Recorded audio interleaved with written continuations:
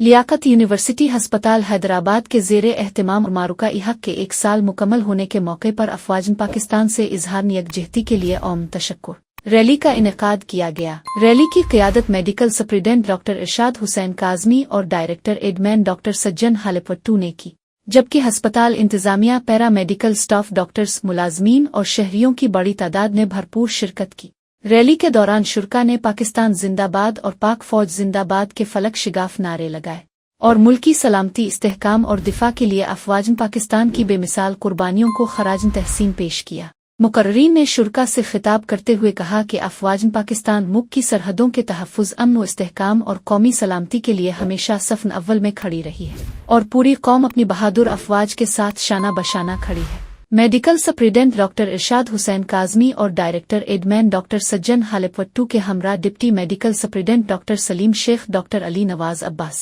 Doctor Ali Gohar, doctor Asif Memon, doctor Bilawal, doctor Saad Abbasi سمیت دیگر doctors, پیرا medical staff اور ہسپتال کا عملہ بھی موجود تھا۔